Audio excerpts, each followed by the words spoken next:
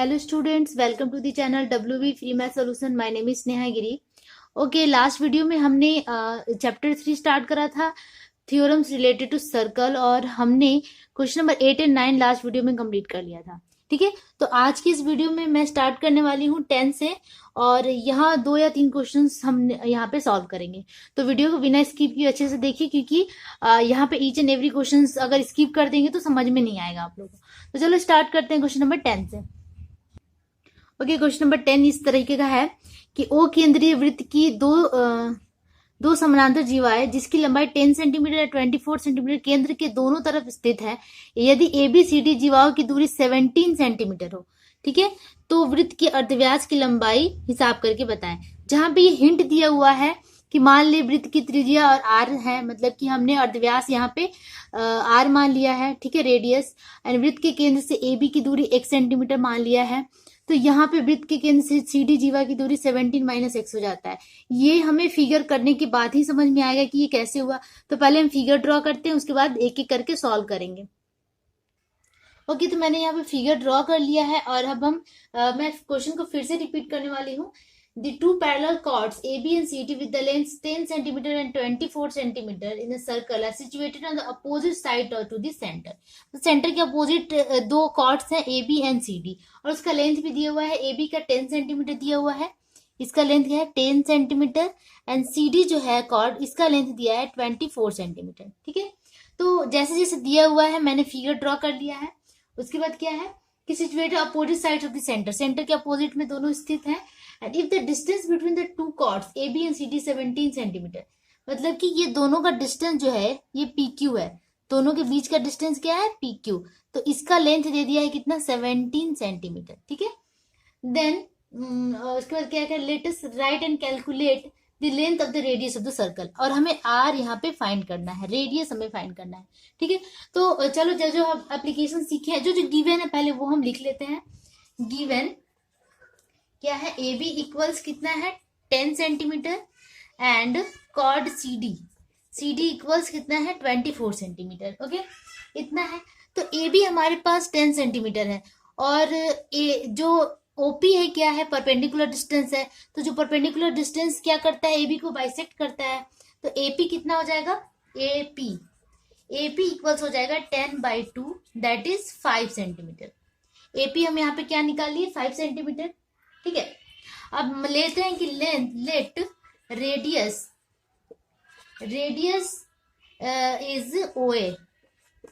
Radius हमने यहाँ पे OA ले लिया है, OB आप जो भी ले सकते हैं, OA OC OB, यहाँ पे मैं OB ले लेती हूँ। OB is equal to OC equals OD, जो भी है ये सारे क्या है रेडियस है, क्योंकि ये सेंटर से लेकर के सर्कमफेरेंस की दूरी को रेडियस कहते हैं, तो ये सारे रेडियस हो गए। ठीक है, तो यहाँ पे ये रेडियस है, ये हमने मान लिया। और CD हमारे पास कितना है, अच्छा ये CD मैं यहाँ ना लेकर यहाँ लिखती हूँ, CD इक्वल्स 24 सेंटीमीटर। ठीक है, तो यहाँ से हम क्या निकाल सकते हैं, CQ निकाल सकते हैं, ये CQ का लेंथ, या फिर DQ का लेंथ हम निकाल सकते हैं यहाँ से। तो यहाँ पे CQ ना निकाल के मैं DQ निकालती हूँ, क्योंकि यहाँ ये डिस्टेंस हमें चाहिए। और यहाँ पे भी AP ना निकाल के BP निकालते हैं, तो यहाँ पे मैं BP लिख देती हूँ। ठीक है, तो यहाँ हमें क्या मिल जाएगा DQ इक्वल्स क्या हो जाएगा, half of CD, that is 24/2, that is 12 centimetre. तो हमें DQ कितना मिल गया 12 सेंटीमीटर, और यहाँ पे हमें कितना मिल गया था 5 सेंटीमीटर मिल गया था। ठीक है, ओके। अब देखो कि जैसे कि हिंट में दिया हुआ था कि क्या दिया हुआ था, लेट OP, जो O से P का डिस्टेंस है ये कितना है, हमने इसे में मानना पड़ेगा कि x सेंटीमीटर है, क्योंकि ये कुछ भी नहीं दिया हुआ है, तो हम मान लेते हैं कि x है। Let OP equals x centimetre. ठीक है, तो OQ कितना हो जाएगा, यहाँ से हम OQ निकाल सकते हैं। OQ इज इक्वल टू क्या हो जाएगा, ये टोटल डिस्टेंस कितना है PQ 17 है, 17 में से ये x माइनस कर देंगे तो OQ आ जाएगा, दैट इज 17 - x हो जाएगा OQ का लेंथ भी हमें यहाँ पे मिल गया। हमें क्या करना था कि हम इसका लेंथ निकालना था, तो ये DQ आराम से निकल जाएगा, DO या OB। ठीक है, इसके लिए हम ये सब कर रहे हैं। ओके, तो हमें पता है बाय द पाइथागोरस थ्योरम, इस वाले ट्रायंगल में आप देखो ओके, नाउ अब हम इस ट्रायंगल में देखते हैं। ये जो ट्रायंगल है ओ बी पी, देखो in triangle O B P, इस ट्रायंगल में क्या है कि in triangle O B P ये वाले ट्रायंगल में कि हमारे पास क्या है, ओपी इक्वल्स एक्स सेंटीमीटर, और क्या है हमारे पास पीबी है, पीबी इक्वल्स कितना है 5 सेंटीमीटर। तो यहां से हम ओबी निकाल सकते हैं पाइथागोरस थ्योरम से। ओबी इज इक्वल टू क्या हो जाएगा, रूट अंडर, ठीक है, या फिर ओबी स्क्वायर हम लिखते हैं, जैसे पाइथागोरस थ्योरम में होता है। ओबी स्क्वायर इज इक्वल टू क्या लिख सकते हैं, perpendicular square plus base square. Perpendicular क्या है, ओपी, प्लस बेस है कितना, पीबी, ठीक है। अब वैल्यूज पुट करेंगे, ओपी है एक्स स्क्वायर एंड पीबी 5 का स्क्वायर 25, ठीक है। तो ये हमारा ओबी स्क्वायर आ गया। ओबी हमने क्या माना था, आर माना था, रेडियस आर। तो यहाँ R square is equal to क्या आ गया, एक्स स्क्वायर प्लस 25। इस इक्वेशन को हम 1 ले लेते हैं, ठीक है। अब अगेन देखो, अगेन ट्रायंगल इस वाले ट्रायंगल में देखेंगे, ओ डी क्यू में देखेंगे, ओ डी क्यू में, in triangle O D Q हमें क्या मिलेगा कि O D square is equal to O Q square plus D Q square, ठीक है। एंड ओ क्यू हमारे पास कितना है, 17 माइनस, हमने यहाँ निकाला है O Q 17 minus x the whole square, and D Q भी हमारे पास है कितना, हमने यहाँ पे निकाला है डी क्यू 12 सेंटीमीटर। तो 12 का स्क्वायर कितना हो गया, 144, ठीक है। तो और ओडी को हमने आर माना है, तो ये R square is equal to this, ये इक्वेशन सेकंड हो गया, ठीक है। अच्छा ये दिख नहीं रहा है, हाँ ये इक्वेशन सेकंड हो गया। अब हम इन दोनों इक्वेशन को सॉल्व करेंगे कैसे, दोनों में आर स्क्वायर है, तो दोनों का जो लेफ्ट हैंड साइड है वो इक्वल है, तो राइट हैंड साइड भी इक्वल होगा, ठीक है। तो जब ये पार्ट इक्वल है तो ये पार्ट भी इक्वल होगा, हेंस फ्रॉम 1 and 2 हमें क्या मिलेगा, फ्रॉम 1 and 2 हमें क्या मिला कि this x square plus 25 equals 17 minus x the whole square plus 144, ये इक्वेशन हमें यहां से मिला। अब हमें क्या करना है, इस इक्वेशन को सॉल्व करना है। मैं इसको और स्क्रॉल करती हूँ, आप प्लीज अच्छे से लिख लीजिएगा, ठीक है। अब हमें इस इक्वेशन को सॉल्व करना है, तो ये हो जाएगा एक्स स्क्वायर प्लस 25 और ये 17 का square, a square minus 2ab plus b square के फॉर्म में तोड़ देंगे, तो 17 का स्क्वायर कितना हो जाता है, 289 माइनस 2ab मतलब 17 मल्टीप्लाई 2 34 2ab सॉरी 34x, ठीक है, प्लस बी स्क्वायर मतलब कि एक्स स्क्वायर प्लस 144। अब 289 और 144 को ऐड कर लेते हैं हम, ठीक है। तो 34, अच्छा यहाँ एक्स स्क्वायर है, यहाँ एक्स स्क्वायर, अगर ये इधर जाता है तो माइनस कट जाएगा, तो हम यहीं पे काट देते हैं, ठीक है। अब ये जो 34x है ये सिर्फ माइनस में है, तो इसे हम इधर लेकर आएंगे, तो ये हो जाएगा 34x, और 289 प्लस 144 माइनस 25, इसको इधर ले आए तो साइन चेंज हो गया। अब इसे सॉल्व करते हैं, तो दोनों को ऐड करके 25 माइनस करने पे आपका आ जाएगा 408, ठीक है। That is x is equal to क्या हो जाएगा, मैं थोड़ा साइड में लिखती हूँ क्योंकि दिखता नहीं है। That is x is equal to क्या हो जाएगा, 408/34।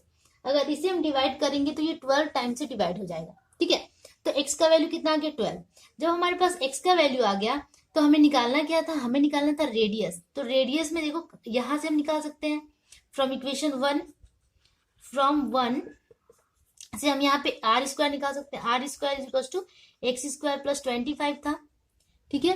तो यहाँ से एक्स का वैल्यू पुट कर देंगे, एक्स स्क्वायर मतलब कि 12 का स्क्वायर प्लस 25, दैट इज कितना आ गया 144 प्लस 25।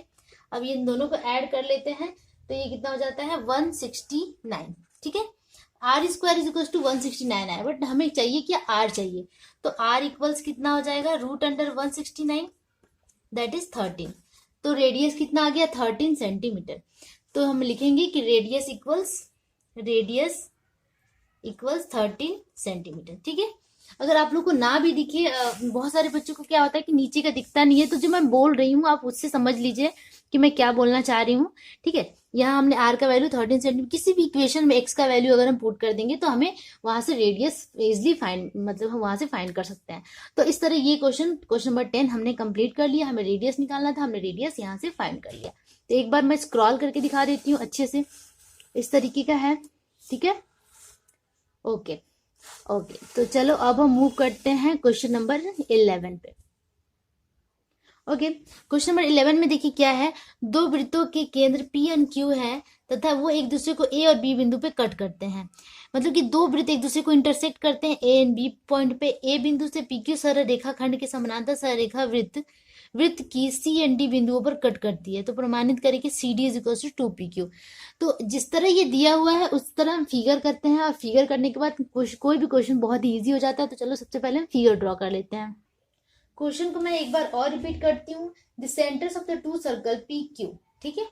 तो पी क्यू दो सेंटर वाले दो सर्कल्स हैं। एक सर्कल मैंने इस तरह ड्रॉ किया, ठीक है, एंड दूसरा सर्कल इंटरसेक्ट कर रहा है पहले सर्कल को। तो इस तरह हम यहाँ पे ड्रॉ कर लेते हैं।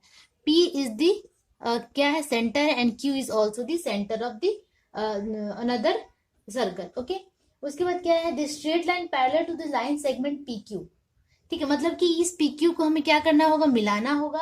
और एक स्ट्रेट लाइन है जो कि PQ के पैरेलल है, इस तरह है, जो क्या करती है, parallel to this segment PQ through the point A।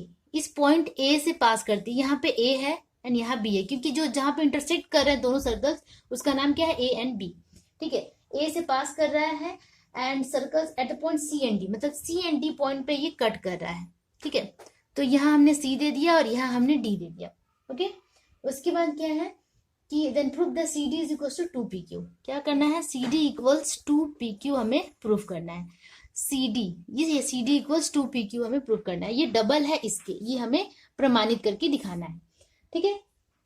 Okay, तो चलो अब इसे हम करते हैं। ओके, अब इतना होने के बाद एक छोटा सा हमें कंस्ट्रक्शन करना होगा। हम ये लिखेंगे कि from the centers P and Q, two perpendiculars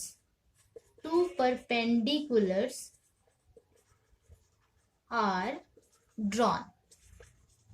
drawn on CD, okay, जिसका नाम हमने दिया, टू परपेंडिकुलर्स का नाम हम यही दे देते हैं।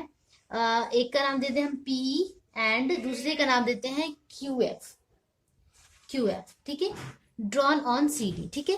तो यहां से हमने P एक परपेंडिकुलर ड्रॉ किया और यहाँ हमने QF एक परपेंडिकुलर ड्रॉ कर लिया, ठीक है। तो इसका इस तरह हमने CD के ऊपर किया।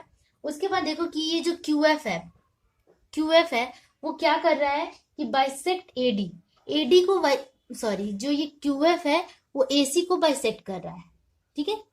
अच्छा, इसका ओके, अच्छा, जो मैं नाम है ना, यहाँ पे मैं चेंज कर रही हूँ। यहाँ मैं D देती हूँ, ठीक है, और यहाँ मैं C देती हूँ। थोड़ा सा गड़बड़ हो जा रहा है इसकी वजह से, ठीक है। तो यहाँ हमने CD नाम दे दिया, क्योंकि जो ये लाइन है वो पैरेलल टू CD था, मैंने DC कर दिया था, सॉरी। ओके, तो हमने यहाँ क्या लिखा, from the center P and Q two perpendiculars drawn PE and QF on CD, PE and QF on CD, ठीक है। ओके, अब चलो आगे बढ़ते हैं। ओके, जब किसी भी परपेंडिकुलर और कॉर्ड्स के ऊपर जब परपेंडिकुलर ड्रॉ करते हैं तो वो कॉर्ड क्या करता है, बाइसेक्ट कर देता है। सॉरी, वो परपेंडिकुलर क्या करता है, जो अगर ये सेंटर है और सेंटर से किसी कॉर्ड के ऊपर हम परपेंडिकुलर ड्रॉ करते हैं, तो ये जो परपेंडिकुलर है उस कॉर्ड को टू बाइसेक्ट कर देता है, दो हिस्सों में बांट देता है। इसका मतलब क्या है कि जो ये P है, CF और AF दो भाग में इसको बांट देगा AC को। तो यही चीज हमें यहाँ लिखना है कि यहाँ पे हम लिखेंगे कि PE bisect AC, hence PE AC को बाइसेक्ट कर रहा है। हेंस हम क्या लिख सकते हैं कि AE जो है वो क्या होगा, हाफ ऑफ AC। AE जो है हाफ ऑफ AC होगा, ठीक है।